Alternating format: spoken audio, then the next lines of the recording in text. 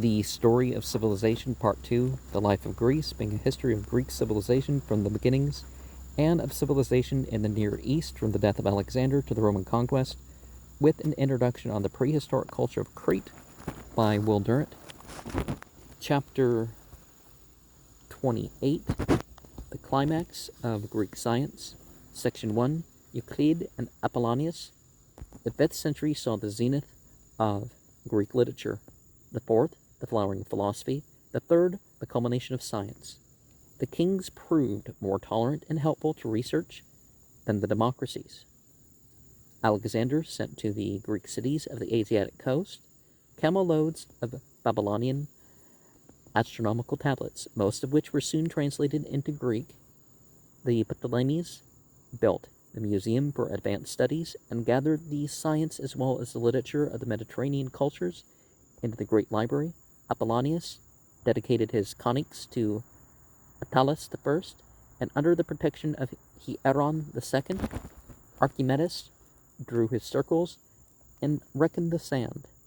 The fading of frontiers and the establishment of a common language, the fluid interchange of books and ideas, the exhaustion of metaphysics, and the weakening of the old theology, the rise of a secularly minded commercial class in Alexandria, Rhodes, Antioch, Pergamum, and Syracuse, the multiplication of schools, universities, observatories, and libraries, combined with wealth, industry, and royal patronage, to free science from philosophy, and to encourage it in its work of enlightening, enriching, and endangering the world. And most of what we tend to call science tends to be philosophy of science rather than science itself.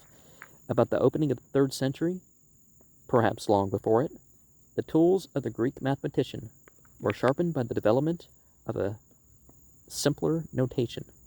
The first 9 letters of the alphabet were used for the digits, the next letter for 10, the next 9 for 20, 30, 40, 50, 60, 70, 80, 90, 100, the next for 200, 300, 400, 500, 600, 700, and 800, I believe is where we stop. Because aren't there 2 things left out in your typical numbering? One's the kapha. Fractions and ordinals were expressed by an acute accent after the letter. So according to the context, I, with, that glottal stop symbol, stood for 1/10, or 10th, and a small iota under a letter indicated the corresponding thousand. This arithmetical shorthand provided a convenient system of computation. Some extant Greek papyri crowd complicated calculations ranging from fractions to millions into less space than similar reckonings would require in our own numerical notation. These papyri are not older than Alexandria, but since they used the primitive gamma to represent 6, it is probably that the alphabetical notation antedated the Hellenistic age. Or if it didn't, people like to refer to the archaic, or they had a complete system, you could say. The Latin speakers also had arguments. It's like the C and the K, I don't remember how it was said, but the C and the K are pronounced the same. So why do we have 2, right? Nevertheless, the greatest victories of Hellenistic science were in geometry. To this period belongs Euclid, whose name would, for 2,000 years, provide geometry with a synonym. All that we know of his life is that he opened a school at Alexandria, and that his students excelled all others in their field, that he cared nothing about money, and when a people asked, "What shall I profit from learning geometry?" bade a slave give him an obol, since he must make a gang out of what he learns.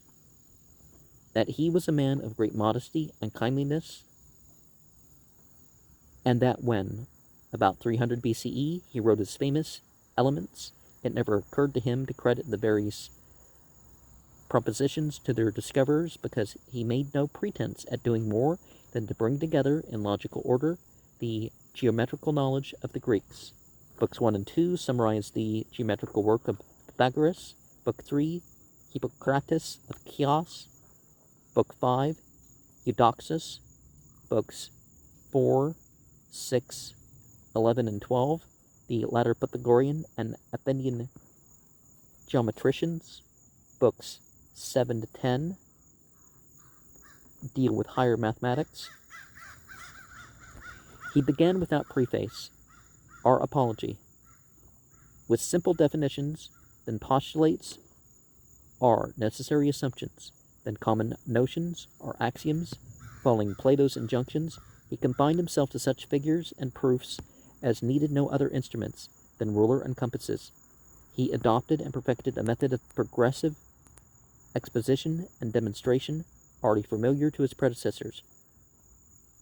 Proposition, diagrammatic illustration, proof, and conclusion, despite minor flaws. The total result was a mathematical architecture that rivaled the Parthenon as a symbol of the Greek mind. Actually, it outlived the Parthenon as an integral form, for until our own century, the Elements of Euclid constituted the accepted textbook of geometry in nearly every European university. One must go to the Bible to find a rival for it in enduring influence.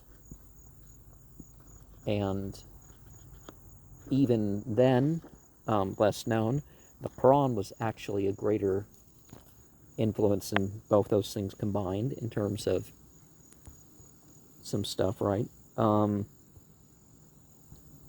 Maybe not in America at that time, although the founding fathers and our rights and a lot of stuff tended not to come from the Bible.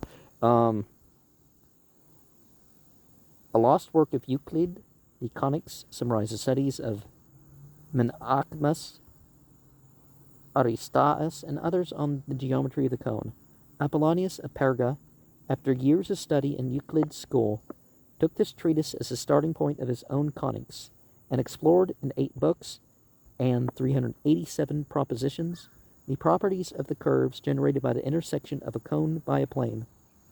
To 3 of these curves, the fourth being a circle, he gave their lasting names: parabola, ellipse, and hyperbola.